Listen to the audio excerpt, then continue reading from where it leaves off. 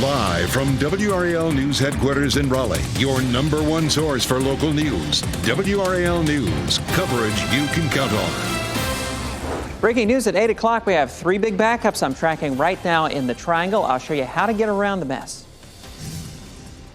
And it's a cold start this morning with temperatures in the 20s and low 30s for most of us. We'll see a much warmer afternoon as well as tomorrow, but I'll show you the changes headed our way for the weekend. Computer systems are back up and running at UNC hospitals after an outage last night. Coming up, the questions we're asking hospital officials this morning about what happened. Well, social media CEOs were on the hot seat on Capitol Hill. Why Mark Zuckerberg took time to apologize to parents and the changes leaders from both sides of the aisle want to see. Bringing you all the news you need to get your day started here. A beautiful one on the way. 8 o'clock is the time. I'm Jeff Hogan. And I'm Michelle McConaughey. Thanks for joining us. It's a little chilly out there this morning, but it's going to warm up so nicely later today. Meteorologist Elizabeth Gardner with a look over Warrenton. Pretty blue skies. We're going to get near 60. Yeah, looking at temperatures in the upper 50s and low 60s today, and then low to mid 60s tomorrow. So a very pleasant end to the week. And we take a live look at Warrenton, looking at those beautiful blue skies, which we're seeing everywhere across the viewing area. Temperatures in the triangle are in the mid 30s, but it's colder in most other places. 33 Fayetteville, 32 in Clinton, 31 in Southern Pines, 31 in Roxborough, and 20s for Roxborough and South Hill. The triangle is just a little bit warmer because of some cloud cover that rolled in overnight last night. It was a very small little batch of clouds, but it's kept our temperatures a little bit warmer. Those clouds tend to hold in that daytime heating like a blanket. 24-hour temperature change anywhere from 5 to about 10 degrees colder than this time yesterday, but the afternoon will be just the opposite. We'll be about 10 degrees warmer this afternoon than we saw yesterday with lots of sunshine. Tomorrow looks lovely too for Groundhog Day. We'll talk about what the groundhog thinks about the remainder of the winter, but we'll also take a scientific look at what we can see through the month of February. Coming up, Brian. It is 8:02 right now. We are following breaking news this morning with 3 big delays around the triangle. We're going to start off in Raleigh with a crash on 40 westbound between Rock Quarry Road and the Hammond Road interchange. This is the camera at Rock Quarry Road. The crash itself not in view here, but you can certainly see the backups. And our sensors are still indicating an 8-minute delay from 440 out toward the US 1 interchange. Also seeing some backups coming in from Garner on 40 westbound this morning, beginning around Jones Sausage Road. So it's a slow ride out of Garner into southeast Raleigh. If you can pick up 40 westbound from Hammond Road, you'll be on the other side of that crash, and it's wide open from there all the way into West Raleigh. Some of the other problems that we are watching this morning on our sensor map: an earlier crash on 40 westbound right around, or rather 40 eastbound around Davis Drive has cleared. We're still seeing some lingering backups though. Add that in with our sun glare delays, and you're looking at about a 10-minute delay coming in from Chapel Hill back toward 885. Also, we've seen some slowdowns on 885 in both directions this morning. Had a couple of crashes reported out there on the southbound side. It is starting to look a little better. In Raleigh, a crash reported on 440 westbound between Lake Boone Trail and Wade Avenue. The backups from that are kind of merging into the usual delays that we see as you come in from 87 and Capitol Boulevard this morning. I want to take you out to that live camera at 440 at Lake Boone Trail, and on the westbound side, you can see that backed up traffic, a 15-minute delay right now, according to sensors. Unfortunately, not too many great alternate routes there on that stretch of the Beltline. Looking around the rest of Wake County, we're not picking up any unusual delays at this point, just the typical backups coming in from Apex on US 1 and on southbound Capitol Boulevard out of Wake Forest, the usual delays heading toward the 540 interchange. We're looking a little better in Smithfield. We had an earlier crash at 210 at Cleveland Road, and it reportedly was closed for a little while, but sensors are indicating that it may be moving a little more smoothly now. Remember, we're on the radio at 99.3 FM in Raleigh, 96.5 FM in Durham. Another update in a few minutes. Thanks, Brian. Questions remain this morning surrounding why UNC hospitals experienced a network outage last night. 15 hospitals were affected by this, and once again, they are back to accepting new patients this morning. WRAL's Kelsey Coffey is at UNC Rex in Raleigh. UNC says that they don't know exactly what it was, but they know it wasn't a cyber attack. Is that right, Kelsey? Jeff, that's exactly what they're thinking about right now, but there's still a lot of unanswered questions this morning. 15 hospitals were impacted by that outage, including UNC Rex here in Raleigh. And the outage was repaired around 10:30 last night. Those 15 hospitals were forced to stop accepting new patients for nearly 2 hours. If a patient was headed their way in an ambulance, they had to send them somewhere else. UNC says they used their contingency plan while the system was shut down. That way, they could still care for the patients who were already in the building. UNC Health released a statement. They say they don't believe this was a result of a cyber attack or anything malicious, but we're still not sure what exactly caused this. So we're working to find out more about what happened during the outage and what the root cause is behind it. We're going to stay on top of this and keep you updated. Kelsey Coffey, WRAL News, live in Raleigh. A driver is facing several felony charges after leading troopers on a chase that ended in a crash. It started when the car was speeding on I-40 near the Rock Quarry Road exit at about 1 o'clock this morning. The driver crashed on I-87 at the Pool Road exit and ran from the car. Troopers and Raleigh police say they were able to take him into custody. Classes are back in session at all schools in Durham today after a major protest forced dozens of schools to close yesterday. The school board plans to meet tomorrow to discuss how to fix those ongoing pay issues they're having. Documents show one of the options being considered during Friday's special meeting credits classified employees for state experience only. There would be a minimum 4% increase to classified employees over last year. The second option implements an 11% salary increase over last year for classified employees, and last year's salary steps would be restored. 12 Durham schools that closed yesterday while staff members participated in a sick out will be open once again today. The school board meets on this issue 3 o'clock tomorrow afternoon. And the school closings meant major disruptions for parents and students. Those we spoke with said it's worth it if staff members get what they need. That includes mothers like Gwen Nagel, who dropped off boxes of sandwiches and snacks for students who were stuck at home yesterday. Everyone I know, including myself, is just horrified by the situation because you know that public schools are underfunded, but it just takes one situation like this to really break the system. And she says she hopes these disruptions will force the school board and superintendent to listen to the teacher and staff demands. Animal surrenders have resumed at the Wake County Animal Center with new requirements, though. The center stopped taking surrenders last month after being over capacity for 2 years. Owners giving up their pets will have to apply and make an appointment first. The shelter hopes this will alleviate overcrowding and the need to euthanize animals. It will also help the center connect pet owners with resources to help avoid having to surrender their animals in the first place in some situations. A rare moment of bipartisanship on Capitol Hill, where you're looking live right now. Lawmakers grilled some of the tech industry's biggest names about the damage social media is doing to young people. Grieving families also confronted the CEOs, including Mark Zuckerberg, who offered an apology off mic. I'm sorry for everything that you all have knowing that have to go through the things that your families have suffered. And this is why we invested so much and are going to continue doing industry-leading efforts to make sure that no one has to go through the types of things that your families have had to suffer. And Zuckerberg's statement and remarks from other CEOs about online safeguards were met with criticism and skepticism from lawmakers and families.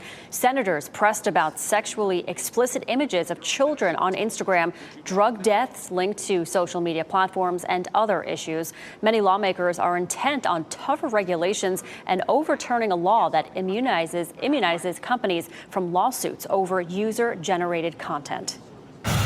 Today we'll get to know the new head coach of the Carolina Panthers a little better. Dave Canales will be formally introduced this morning at Bank of America Stadium in Charlotte. This is video of him arriving at the team's facility yesterday. New general manager Dan Morgan will also be introduced today. WRAL's Chris Lee will be there, and we'll have coverage later today here on WRAL. New impacts of the tensions in the Red Sea. Animals stuck on a ship for nearly a month are now finally free, but they didn't end up where they were supposed to be. We'll explain that. Plus, some big artist music no longer available on TikTok. Why Universal Music Group wasn't able to reach a deal with a social media company. And a nice day today, 10 degrees warmer than yesterday with lots of sunshine, and even warmer for tomorrow. But I'll show you the front that comes through to drop our temperatures a bit for the weekend coming up.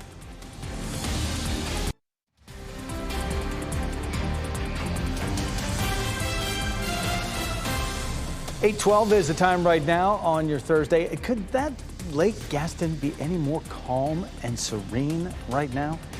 Cue some ducks or something coming through that shot. It looks beautiful right there.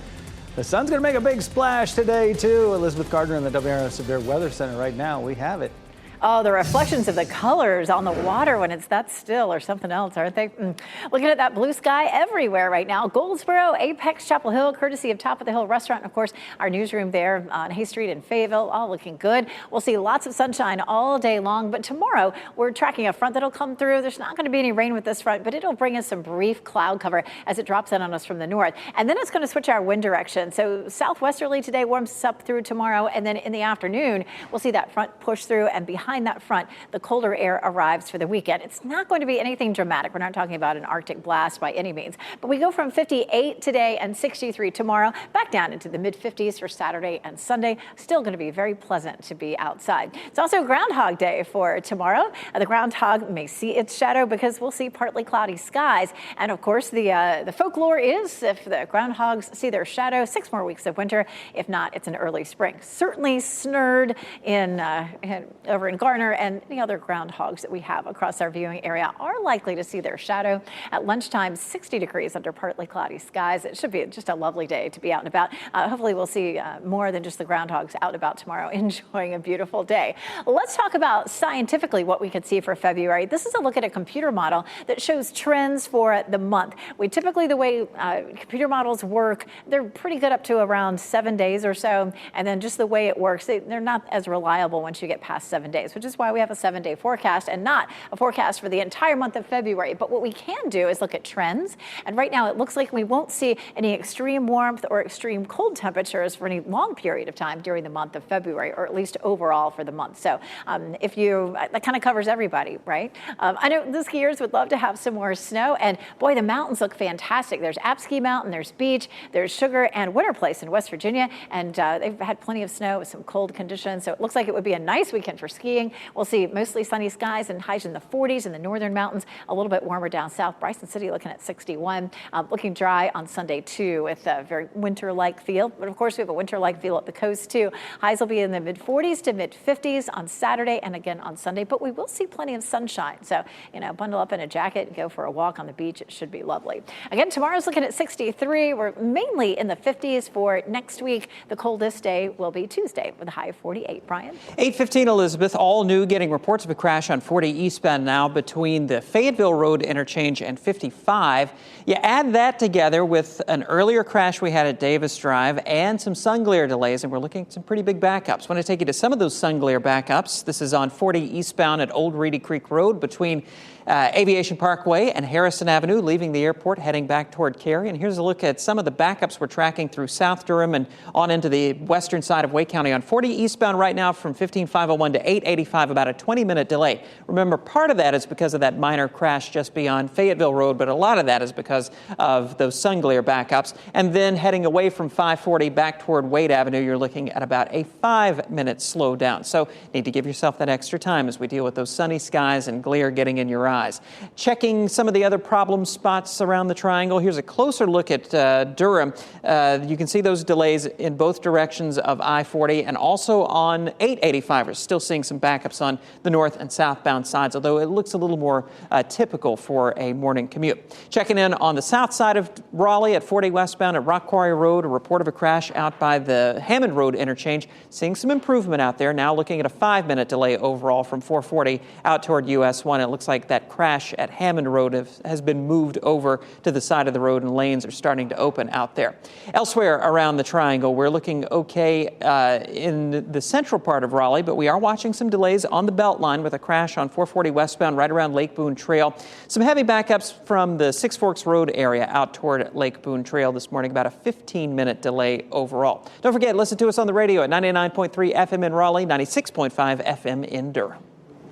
All right, thanks, Brian. Growing tensions around the Red Sea are disrupting trade routes, including one ship carrying thousands of sheep and cattle. A ship carrying 14,000 sheep and 2,000 cattle has returned to Australia after abandoning its journey through the Red Sea. It had been docked since January 29th, but the animals have been on board since January 5th.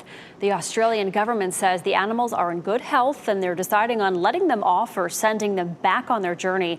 Animal welfare advocates argue that leaving them on the ship is torture. The Georgia district attorney leading the election fraud case against former President Donald Trump is being subpoenaed to testify about an alleged affair. Fani Willis will be expected to testify at a hearing next month. Nathan Wade, the lead prosecutor in the election case, has also been subpoenaed. They're facing allegations that they were involved in an improper romantic relationship. Trump and two of his co-defendants want Willis disqualified from the election case.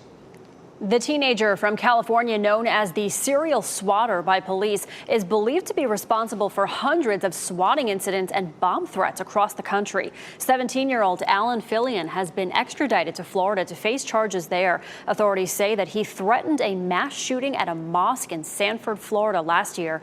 Officials say he also targeted high schools, historically black colleges, FBI offices, and FBI agents. The teen is also accused of making bomb threats to military bases and the Pentagon. Fillion is charged as an adult on several felony charges. Today's entertainment news: Kris Jenner goes back in time. Adam Sandler receives recognition for his career and more. Here's Ashley Dvorkin with all the latest in the Hollywood Nation. Let me make you an offer. Elba gets a renewal, Sandler scores a new honor, and Jenner lands a big game spot in the Hollywood Nation. So every little detail about our family will be on TV? The Kardashian-Jenner matriarch will be part of the Super Bowl entertainment. Kris Jenner stars in a commercial for Oreo that features the famous momager in a flashback scene, twisting the iconic chocolate sandwich cookie to help her decide if her family should be in a new reality series. The ad also includes people throughout history twisting the cookie to make critical decisions. It airs during the big game on February 11th. Adam Sandler will receive the highest honor at the upcoming People's Choice Awards. The comedy star will be presented with the People's Icon Award for his decades-long comedy career. The ceremony, hosted by Simu Liu, airs February 18th on NBC, Peacock, and E! Ray Fiennes is working behind and in front of the camera for his next project. According to Deadline, Fiennes has written and will direct as well as star in The Beacon, a drama that explores class, race, and identity in contemporary Britain. Sam's the best at handling it. And Idris Elba's negotiating skills will be put to the test again. Apple TV Plus renewed its popular high-octane thriller Hijack for a second season, with Elba reprising his role as negotiator and hero Sam Nelson. We just need to be ready. That was Ashley Dvorkin reporting. Well, new this morning, you will no longer be able to hear artists like Taylor Swift and Ariana Grande on TikTok. Universal Music Group has officially started to pull music off the app because the two companies failed to reach a deal over royalties. This comes after the agency posted an open letter on social media claiming that TikTok wants to pay its artists a lower rate than other social media sites. Some videos that have the songs are still available, but the sound has been removed. The contract between UMG and TikTok expired yesterday. More streaming services are cracking down on password sharing. Disney is expected to start banning account sharing next month. This would include access to Disney Plus, Hulu, and ESPN Plus, following in the footsteps of what Netflix did. Hulu subscribers were sent an email saying the service would start limiting account sharing beginning March 14th.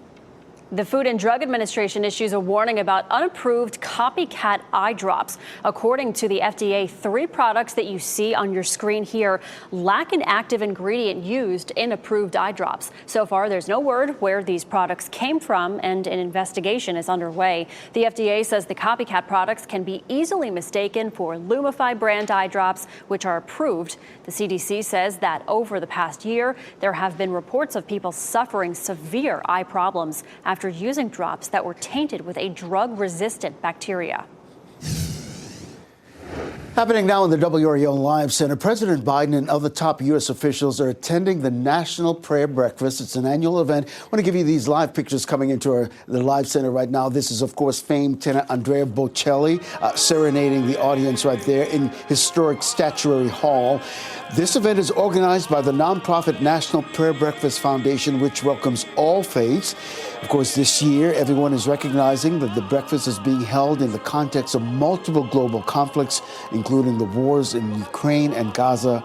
Every U.S. president since Dwight D. Eisenhower in 1953 has attended this annual prayer breakfast. We're, of course, monitoring it for any new developments that may come out of this National Prayer Breakfast. Thanks for that, Ken. The Jackie Robinson statue that was stolen and destroyed in Kansas will be replaced. A Colorado company that helped create the statue says it still has the molds that were used to make it. The company says once it gets the green light to do the work, it'll take about 6 months to make that new statue. It's because of the company's backlog in work right now. The Jackie Robinson statue in Wichita, Kansas, was created for the city's League 42 youth baseball organization. The people who stole it cut it from its base, later broke it apart and burned it. Today marks 64 years since a peaceful sit-in in Greensboro ignited a national civil rights movement. 4 black students from North Carolina A&T State University staged a sit-in at an all-white lunch counter in Greensboro on this day in 1960. They showed up day after at the Woolworth's department store, but were denied service. That Woolworth's in Greensboro is now the International Civil Rights Center and Museum. Duke Energy says North Carolinians are using more energy than expected. To keep up with demand, a new power plant is coming to Person County. As you get into your car, tune to WRAL News Plus on your radio. In Raleigh on 99.3 FM. In Durham, 96.5 FM. And everywhere on 101.5 HD3.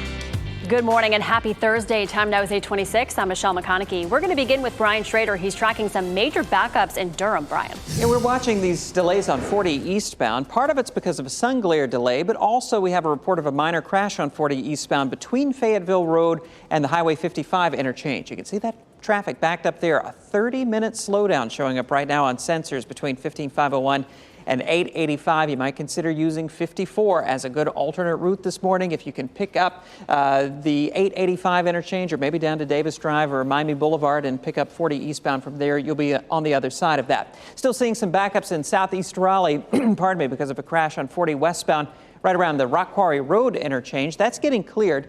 In Raleigh, also on 440 westbound, we have a report of a crash out at the Wade Avenue interchange and a 14-minute delay showing up now from 87. At least our weather looks nice. A blue sky here over Wake County as we look west from our tower camera there in the eastern part of Wake County. Our temperatures are still cold out there, though. 33 in Fayetteville, 31 Tarboro. It's 34 in Lewisburg, 32 in South Hill, 31 in Rocky Mount. So bundle up if you're about to head out the door for your morning walk or run or to head out with the dogs. Our temperatures this afternoon, though, definitely on the mild side, upper 50s under mostly sunny skies. Expect low to mid 60s tomorrow with more sunshine.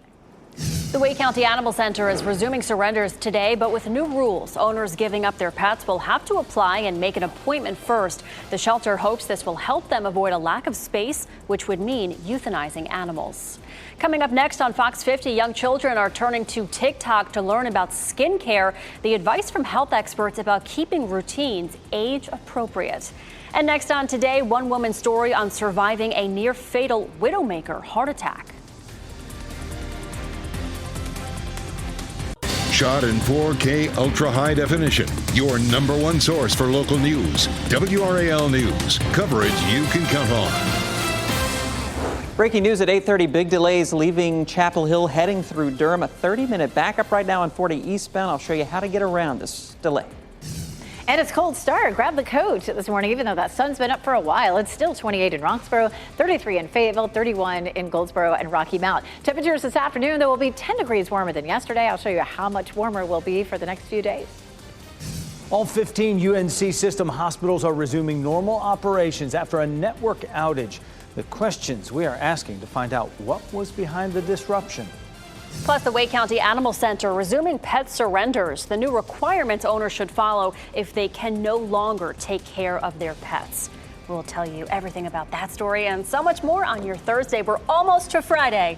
I'm Michelle McConaughey. I'm Jeff Hogan. Yeah, thanks for making us part of your Friday Eve. Anyway, and what a way to start it off, too. Great sunrise. Elizabeth Gardner in the WRAL Severe Weather Center.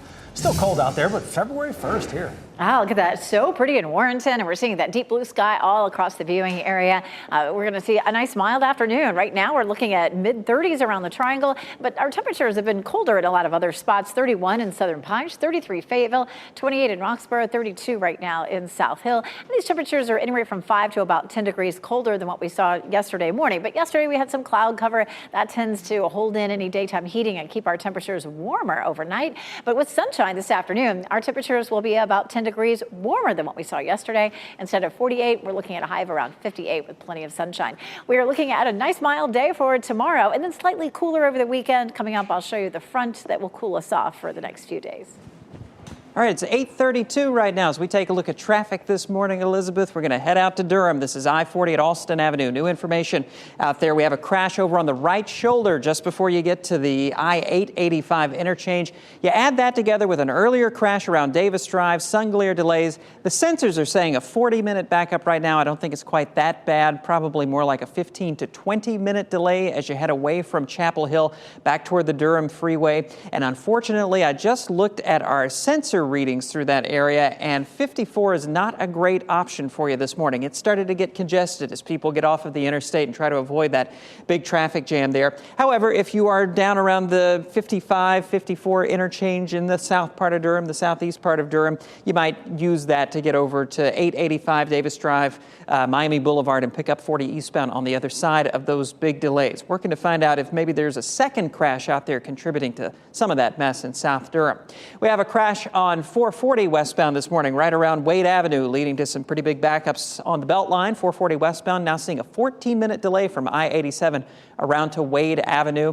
They're still working to get that one cleared up. They're also trying to get this crash cleared up from 40 westbound around Rock Quarry Road on the southeast side of Raleigh, with a 6-minute delay showing up right now between 440 and Rock Quarry Road, and some delays on 40 westbound leaving Garner heading into South Raleigh. As you head out this morning, remember you can listen to this live newscast on the radio at 99.3 FM in Raleigh and 96.5 FM in Durham. Another update coming up in a few minutes. All right, thank you, Brian. UNC hospitals are once again accepting new patients this morning after a computer network outage affected operations at 15 hospitals. As WRAL's Kelsey Coffey explains, officials say they don't think this was malicious, but there are still so many unanswered questions. There's still so many unanswered questions today. 15 hospitals were impacted by that outage, including UNC Rex here in Raleigh. The computer network outage was repaired around 10:30 last night. Those 15 hospitals were forced to stop accepting new patients for nearly 2 hours. If a patient was headed their way in an ambulance, they had to send them somewhere else. UNC Health says they used their contingency plan while the system was shut down. That way, they could still care for the patients who were already in the building. UNC Health released a statement. They say they don't believe this was a result of a cyber attack or anything malicious, but we're still not sure what caused this. We're working to find out more about what happened during that outage and what potentially could be the root cause of it. We'll stay on top of this and keep you updated. Kelsey Coffey, WRAL News in Raleigh. The Durham Public Schools Board plans to meet tomorrow to discuss how to fix pay issues that have been plaguing them. This comes after major protests Wednesday forced schools to close. Documents show one of the options being considered during Friday's special meeting credits classified employees for state experience only. There would be a minimum 4% increase to classified employees over last year. The second option implements an 11% salary increase over last year for classified employees, and last year's salary steps would be restored. A dozen Durham schools were closed yesterday as staff members participated in a sick-out. As educators say, they are all in this together.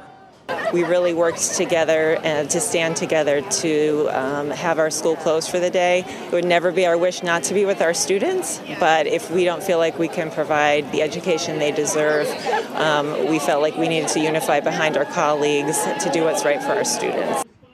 The school board meets to talk about all this at 3 o'clock tomorrow afternoon.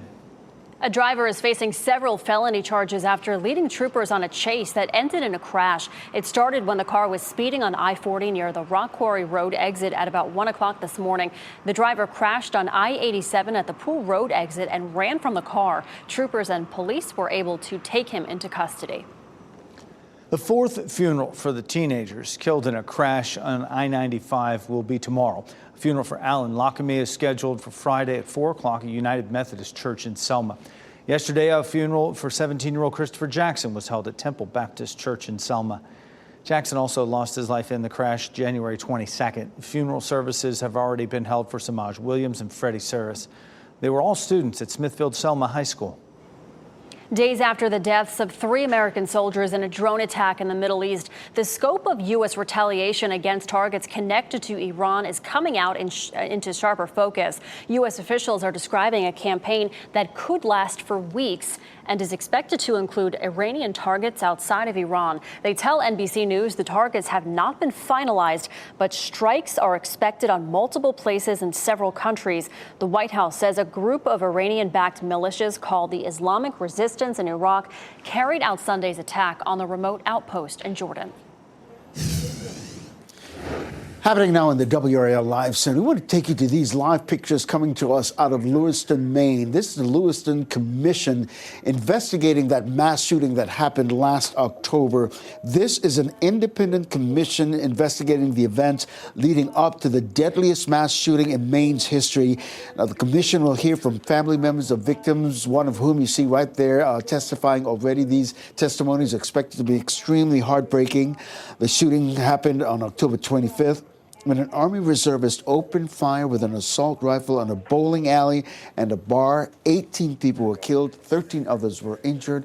We'll, of course, keep monitoring this for any new developments. Look for new reporting about this in our later newscasts.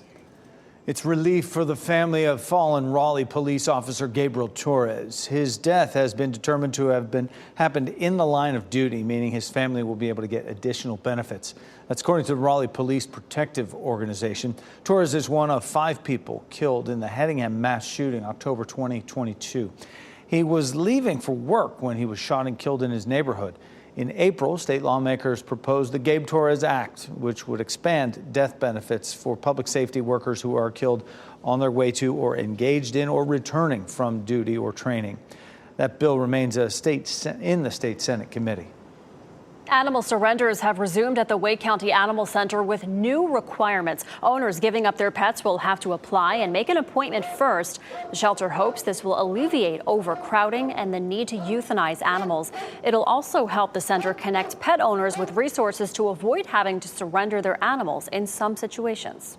This will give us an opportunity to get people on our list, to help them as we can. We can kind of intervene as they're giving us information that, why they can't keep their pet. And the center stopped taking surrenders last month after being over capacity for 2 years. Duke Energy says electricity use in North Carolina is growing faster than they predicted. In fact, the rate of growth is now 8 times higher than what was projected in 2022. To try to keep up with that demand, Duke Energy and other electric companies are turning to new power plants. We learned Wednesday one of those new plants will go up in Person County. Duke Energy says it will add a second natural gas plant to a site where one is already in the works. The site currently houses a coal plant that will be demolished. Not everyone who lives nearby is on board with the plans, though. I don't want to see Person County sacrificed for the energy needs of Raleigh, Durham, and Chapel Hill. We are trying to take advantage of the existing property that we already have, the existing transmission that we have, the workforce that is already there. Duke Energy says the new plants will be cleaner and more efficient energy-wise than the existing coal plant. It is the latest trend that's taking over TikTok, but it has many parents and dermatologists concerned. Ahead, the advice from experts on your pre-teen's skincare routine. Plus, if you're looking to buy a home in the Triangle, you don't have to go far. Coming up, where the Bull City ranks in the housing market for Gen Z buyers.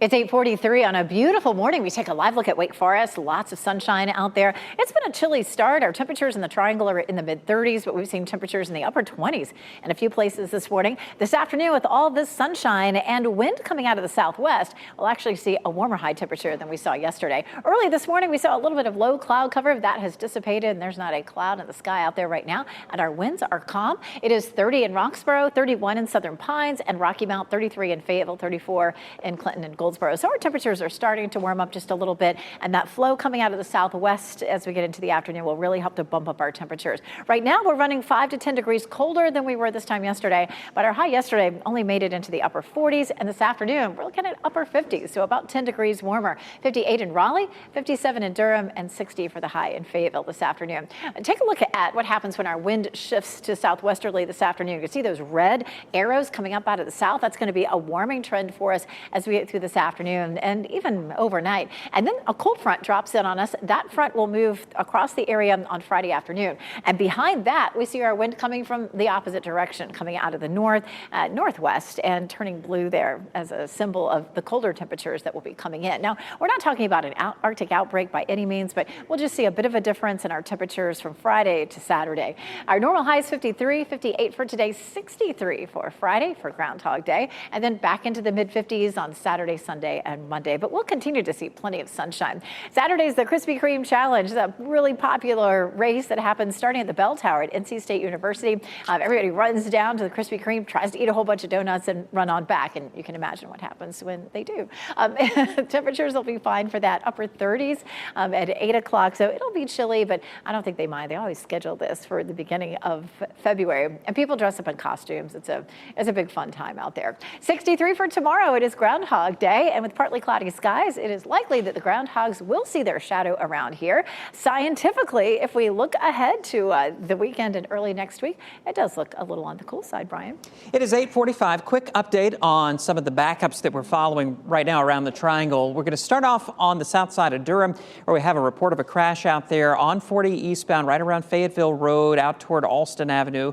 Not getting confirmation of two crashes, but at least one crash, creating some of those backups. A 16-minute delay right now from 15501 out toward 885. So it's looking a little better out there as we get some of that cleared up and traffic volume starts to ease a little bit. On the west side of 440 around Raleigh, the Beltline, an earlier crash on 440 westbound between Lake Boone and Wade Avenue is also getting cleared up. Still looking at a 12-minute delay, though, as you come in from 87. A lot of that begins around the Capitol Boulevard interchange and extends out toward Six Forks Road and beyond. And then on the south side of Raleigh, we had that earlier crash on 40 westbound right around Hammond Road. That has cleared in the past few minutes. Still seeing about a 9-minute delay between 440 and Hammond. February is American Heart Month, and a new survey is revealing how people feel about using artificial intelligence and technology for better health. The survey done by the Cleveland Clinic shows 3 in 5 Americans believe AI will lead to improving heart care. 50% of Americans use at least one type of technology to monitor their health, including daily step trackers. Devices like Apple Watches and Fitbits provide data that can help process results from CT scans or MRIs. The survey also found that health monitoring technology also helps improve sleeping habits. Skincare products like eye creams and toners used to be popular for adults, but now the tween skincare craze is taking social media by storm. Girls as young as 9 and 10 years old spend hours, even hundreds of dollars inside beauty stores like Sephora and Ulta, stocking up on multi-step skincare products. As Christina Coleman explains, the trend is raising red flags for both parents and dermatologists. Let's do my skincare. Beauty is only skin deep, and for a younger generation of Americans, they are focusing on fresh faces. An increasing number of tweens are becoming obsessed with the multi-step skincare routines they're seeing on social media. The youngest generation taking over the cosmetic aisles and flocking to stores like Sephora and Ulta to stock up on a bunch of beauty products. I use a cleanser, then 3 moisturizers, a serum, like a facial spray, and an overnight mask, and an eye cream. 11-year-old Liron Neve does a roughly 10-minute regimen every night before bed and a slightly different version of the same process when she wakes up in the morning. Like many her age, the routine inspired by social media. It became like a trend, but I mostly do it to take care of my skin. However, not all products are designed for their young skin. Board-certified dermatologist Dr. Nkem Uganabo says it's still too soon to know if using these products at an early age will lead to irreversible skin problems. But for now, they could be facing a range of issues. The more unnecessary products you have in your routine, the more opportunities there are for things to go wrong. And that could be like acne breakouts, irritation, but could also be as intense as, damage to the skin barrier and the skin health overall. Dr. Uganabo, who has young patients with complex routines, understands the draw for preteens, but suggests paring it down to 3 simple steps. Having a gentle cleanser, a moisturizer, and a sunscreen. That sunscreen should have an SPF of at least 30. While she has mixed feelings on the tween beauty craze, it can be turned into a teaching opportunity. We can take advantage of their enthusiasm and just kind of steer it in the direction of focusing on healthy skin and not just like fun skin products or complicated skin products for the heck of it. But Leron's mom worries that it's making her 6th grader grow up too fast. I feel that it's aging her a little faster than I would like. Last year, she was still playing with Barbie dolls. And now she's wanting Drunk Elephant. Wow, that was Christina Coleman reporting. Dr. Uganabo warns that using products containing harsh ingredients like chemical acids or retinols can be harmful on young skin. Researchers are sounding the alarm about energy drinks and how they affect young kids. Researchers in the UK examined data from more than 1 million children from more than 21 countries, and they found kids who consumed energy drinks had a higher risk of ADHD, depression, anxiety, and suicidal thoughts. Researchers are calling on governments to ban sales of energy drinks to children under 16. After years of strain on American budgets, some economists say recent news is making them optimistic. The Federal Reserve is signaling it could cut interest rates in the near future. That's after months of hikes and yesterday's vote to hold steady. Fed Chair Jerome Powell says the Fed is feeling confident about inflation, but not too confident. If you're looking to buy your first home, maybe you should consider Durham. In a new list from the real estate news site Point2, the Bull City ranks the 7th best housing market for Gen Zers. The list factors in location, cost, and nearby activities. Metrics like home price to income ratio and inventory were also taken into account. A real estate broker who specializes in the Durham area says one trend she is seeing is younger buyers teaming up with friends to help make home ownership a reality. Some of them are even getting roommates. So it's an investment property immediately, and they're living in it at the same time. They turn around, they sell it for wherever they're moving to, or if they're moving up, and they've made a good investment. Yeah, Raleigh ranked 43rd on the list, which includes the 100 biggest cities in the U.S. A South Carolina woman's email to her city's public works sends employees searching for a missing wedding band. And like finding a needle in the haystack, 2 eagle-eyed workers were able to find the diamond-studded ring. The woman says she emailed the recycling center after her wedding band slipped off her finger into recycling. Not expecting to ever see the ring again, the workers sifted through this giant pile of trash, finding the ring and getting it back to its rightful owner. Oh, my goodness. What a find. Yeah. Baltimore Ravens defensive coordinator Mike McDonald is headed to Seattle, signing with the Seahawks as the team's newest head coach. Sources say McDonald has signed a 6-year contract. At just 36 years of age, he's the NFL's youngest head coach, replacing longtime coach Pete Carroll, who was double his age, 72 years old. McDonald led the Ravens to #1 in points allowed, sacks, and takeaways in the league for 2023. Barbie star Margot Robbie has broken her silence about what some call an Oscar snub from Best Actress. According to Deadline, Robbie spoke about it at the special SAG-AFTRA screening on Tuesday night, and she said, quote, "There's no way to feel sad when you know you're this blessed." She added that she thinks Greta Gerwig should have been nominated for Best Director. She called Gerwig's accomplishment a once-in-a-career, once-in-a-lifetime thing. Reba McEntire is eyeing a return to sitcoms. Country music star is the executive producer, and she also stars in the new pilot for NBC. And in that show, her character inherits her father's restaurant, and her business partner is a half-sister she never knew about. And Usher fans are going to have it bad for this Super Bowl merchandise. The NFL has teamed up with Usher to create a line of merch celebrating Super Bowl 58's halftime show headliner. The collection includes jerseys, hoodies, jackets, T-shirts, hats, and a limited edition Wilson football. The items match the purple and pink color scheme being used for this year's Super Bowl. That merch goes on sale in February this month. Now, before we head to break, here's a look at your winning lottery numbers. We'll get a check on weather and traffic next.